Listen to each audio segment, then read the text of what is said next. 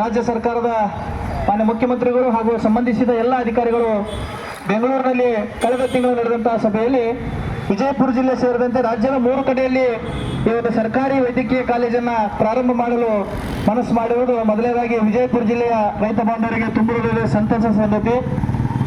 ಅದರಲ್ಲಿ ಪ್ರಮುಖವಾಗಿ ವಿಜಯಪುರ ಜಿಲ್ಲೆಯಲ್ಲಿ ವೈದ್ಯಕೀಯ ಕಾಲೇಜ್ ಅನ್ನೋದು ಬಹುದಿನಗಳ ಒಂದು ಕನಸಾಗಿತ್ತು. ಈ ನಿಮಿತ್ತವಾಗಿ ಹಲವಾರು ಪ್ರಗತಿಪರ ಸಂಘಟನೆಗಳ ನೇತೃತ್ವದಲ್ಲಿ ಸಂಬಂಧಿಸಿದ ಎಲ್ಲ ಅಧಿಕಾರಿಗಳಿಗೂ ಪ್ರತಿ ಬಾರಿ ಮನವಿ ಸಲ್ಲಿಸುತ್ತಾ ದಶಕಗಳೇ ಕಳೆದಿದ್ದು.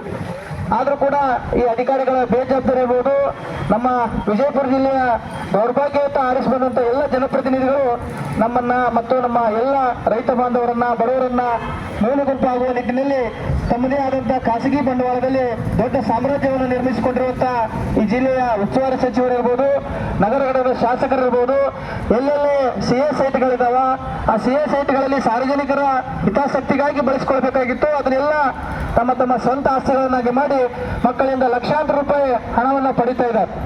ಅದನ್ನ ಇವತ್ತಿನ ದಿನ ಈ ಒಂದು ವೈದ್ಯಕೀಯ ಕಾಲೇಜಲ್ಲಿ ಕೂಡ ತಮ್ಮದೇ ಆದಂತ ಹಸ್ತಕ್ಷೇಪ ಮಾಡ್ಲಕ್ಕ ಅವ್ರೇನದ ಹೊಂಚು ಹಾಕಿ ಮೊನ್ನೆ ನಡೆದಂತ ಸದನದಲ್ಲಿ ಈ ನಗರ ಶಾಸಕರು ಹೇಳ್ತಾರ 500 ಕೋಟಿ ರೂಪಾಯಿ ಇನ್ವೆಸ್ಟ್ ಮಾಡಕ್ಕೆ ನಾವು ಕೂಡ ರೆಡಿ ಇದೀನಿ, ವಿಜಯಪುರ ಜಿಲ್ಲೆಯಲ್ಲಿ ವೈದ್ಯಕೀಯ ಕಾಲೇಜನ್ನ PPP ಮಾಡಲಲ್ಲಿ ಮಾಡ್ರಿ ಅಂತ ಹೇಳಿ ಅವ್ರೇನದ ಹೇಳ್ತಾರ.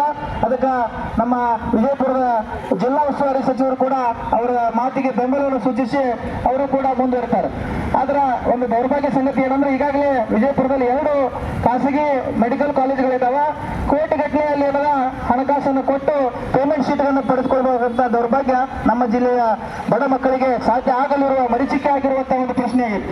ಅದಕ್ಕೆ ಇವತ್ತಿನ ದಿನ ಏನು ಈ PPP ಮಾಡಲಲ್ಲಿ ಬೇಡ, ಸರ್ಕಾರಿ ವೈದ್ಯಕೀಯ ಕಾಲೇಜನ್ನ ಸರ್ಕಾರವೇ ನಡೆಸಿಕೊಂಡು ಹೋಗ್ಬೇಕಂತ ಹೇಳಿ ಕಳೆದ 1 ತಿಂಗಳಿಂದ ಎಲ್ಲ ನಮ್ಮ ಪ್ರಗತಿಪರ ಸಂಘಟನೆಯ ಎಲ್ಲ ಹಿರಿಯ ಮುಖಂಡರು, ಮಹಿಳಾ ಪದಾಧಿಕಾರಿಗಳ ನೇತೃತ್ವದಲ್ಲಿ ಸುಮಾರು ಇಲ್ಲಿವರೆಗೆ ಒಂದು 10 ರಿಂದ 15 ಸಭೆಗಳನ್ನು ಮಾಡಿ ಯಾವುದೇ ಕಾರಣಕ್ಕೂ ಈ ಹೋರಾಟವನ್ನು ಹಿಂಪಡೆಯುವುದಿಲ್ಲ. ಇದು ಕೇವಲ 1 ದಿನ 2 ದಿನ 1 ತಿಂಗಳಲ್ಲ, 1 ವರ್ಷ ಆದ್ರೂ ಕೂಡ ನಾವು ಯಾವುದೇ ಕಾರಣಕ್ಕೂ ಈ ಹೋರಾಟದಿಂದ ಹಿಂಪಡೆಯುವುದಿಲ್ಲ ಅಂತ ಹೇಳಿ ಎಲ್ಲರೂ ಒಂದು ಗಟ್ಟಿ ಧ್ವನಿಯಾಗಿ ಇವತ್ತಿನ ದಿನ ಈ ಹೋರಾಟಕ್ಕೆ ನಾಂದಿ ಆಡಿ ಸುಮಾರು 5 ದಿನಗಳು ಕಳೆದರೂ ಕೂಡ ನಮ್ಮ ಜಿಲ್ಲಾ ಉಸ್ತುವಾರಿ ಸಚಿವರು ಜಿಲ್ಲೆಯಲ್ಲಿದ್ದರೂ ಕೂಡ ಇಲ್ಲಿ ಅವರಿಗೆ ಸಮಯ ಕೊಡೋಟ್ಟು ಸಮಯಾವಕಾಶ ಇಲ್ಲ, ಇತ್ತ ಕಡೆ ನೋಡೋಟ್ಟು ಕೂಡ ಅವರಿಗೆ ಸೌಜನ್ಯ ಇಲ್ಲ. ಇನ್ನು ಜಿಲ್ಲಾ ಉಸ್ತುವಾರಿ ಸಚಿವರು ಯಾವ ರೀತಿಯಾಗಿರಪ್ಪ ಅಂತಂದ್ರೆ ತಮ್ಮ ಮತಕ್ಷೇತ್ರಕ್ಕೆ ಮಾತ್ರ ಸೀಮಿತ ಆಗಿ ಎಲ್ಲ CSR ಫಂಡ್, ಇಡೀ ರಾಜ್ಯದ ಎಲ್ಲ CSR ಫಂಡ್ ತಂದು ಅಲ್ಲೇ ಹಾಕ್ಲಾಕತ್ತಾರ. ನನ್ನ ಒಂದು ಪ್ರಶ್ನೆ ಐತೆ, ವಿಜಯಪುರ ಜಿಲ್ಲೆಯಲ್ಲಿ ಕೇವಲ ಬಬಲೇಶ್ವರ ಮತಕ್ಷೇತ್ರ ಒಂದೇ ಇತ್ತು ಅಥವಾ ಇನ್ನೂ 7 ಮತಕ್ಷೇತ್ರಗಳದಾவது ಒಂದು ಯಕ್ಷ ಪ್ರಶ್ನೆ ಕಾಡ್ತಾ ಇದೆ. ಆಮೇಲೆ ನಾವು ಓಟ್ ಆರಿಸ್ತಕ್ಕಂತ ಎಲ್ಲ ಜನಪ್ರತಿನಿಧಿಗಳನ್ನ ಯಾಕೆ ಕೇಳಂಗಿಲ್ಲ? ಜಿಲ್ಲೆಯಲ್ಲಿ ಸಮಗ್ರ ಅಭಿವೃದ್ಧಿ ಆಗ್ಬೇಕಾಗಿದೆ. ಅದು ಬಿಟ್ಟು ಕೇವಲ ಬಬಲೇಶ್ವರ ತಿಕೋಟ ಕೇವಲ 2 ತಾಲೂಕುಗಳ ಅಭಿವೃದ್ಧಿ ಆದ್ರೆ ಅದು ಅಭಿವೃದ್ಧಿ ಅನ್ಸಂಗಿಲ್ಲ. ಈಗಾಗಲೇ ವಿಜಯಪುರ ಜಿಲ್ಲೆಯಲ್ಲಿ ಸಾಕಷ್ಟು ಯಕ್ಷ ಪ್ರಶ್ನೆಗಳ ಒಂದು ತಾಂಡವಾಡ್ತಾ ಇದ್ದೇವೆ. ಅದರಲ್ಲಿ ಮುಖ್ಯವಾಗಿ ರೈತ ಆತ್ಮಹತ್ಯೆಗಳು ಕೂಡ ಒಂದು. ಜಿಲ್ಲೆಯಲ್ಲಿ ರೈತ ಆತ್ಮಹತ್ಯೆಗೆ ಇವರಿಗೆ ಯಾವುದೇ ಆದಂತಹ ಪರಿಹಾರ ಕಂಡುಕೊಂಡಿಲ್ಲ. ನೀರಾವರಿಗೆ ಸಂಬಂಧಪಟ್ಟಂತೆ ಕೇವಲ ಅವರ ಮತಕ್ಷೇತ್ರ ಬಿಟ್ಟು ವಿಜಯಪುರ ಜಿಲ್ಲೆಯಲ್ಲಿ ಸಾಕಷ್ಟು ಬರಗಾಲವನ್ನು ಕಾಣ್ತಾ ಇದೀವಿ. ಇನ್ನು ಈ ಎಲ್ಲ ವಿಚಾರಗಳನ್ನ ಅವರು ಮನಗಂಡು ಯೋಜನೆಗಳನ್ನ ತರಬೇಕಾಗಿತ್ತು. ಆದ್ರ ಅವರು ತಮ್ಮ ಮತಕ್ಷೇತ್ರ ತಮ್ಮ ಮತವನ್ನ ಗಟ್ಟಿಗೊಳಿಸೋಕೆ ಮಾತ್ರ ಸೀಮಿತ ಆಗ್ಯಾರ. ಇನ್ನು ಇದಕ್ಕೆ ಸಂಬಂಧಪಟ್ಟಂತೆ PPP ಮಾಡಲ್ ಬಗ್ಗೆ ಅವರು ನನಗೇನು ಗೊತ್ತಿಲ್ಲ ಅನ್ನೋ ಲೆಕ್ಕಕ್ಕೆ ಹಲವಾರು ಶಾಸಕರು ಕೂಡ ಮೊನ್ನೆ ದಿನ ಪತ್ರಿಕಾ ಸಂದರ್ಶನದಲ್ಲಿ ಹೇಳ್ಯಾರ. ಆ ನಿಟ್ಟಿನೊಳಗೆ ಆದಷ್ಟು ಬೇಗನೆ ಸಂಬಂಧಿಸಿದ ಮುಖ್ಯಮಂತ್ರಿಗಳಿರ್ಬೋದು, ಇನ್ನಿತರ ಅಧಿಕಾರಿಗಳು ಇದರ ಬಗ್ಗೆ ಇನ್ನೊಂಚೂರು ಕೂಲಂಕುಷವಾಗಿ ಪರಿಶೀಲನೆ ಮಾಡಿ ಸರ್ಕಾರಿ ವೈದ್ಯಕೀಯ ಕಾಲೇಜನ್ನ ವಿಜಯಪುರದಲ್ಲಿ ಸರ್ಕಾರವೇ ನಡೆಸಿಕೊಂಡು ಹೋಗುವಂಥದ್ದು ಆಗ್ಬೇಕು.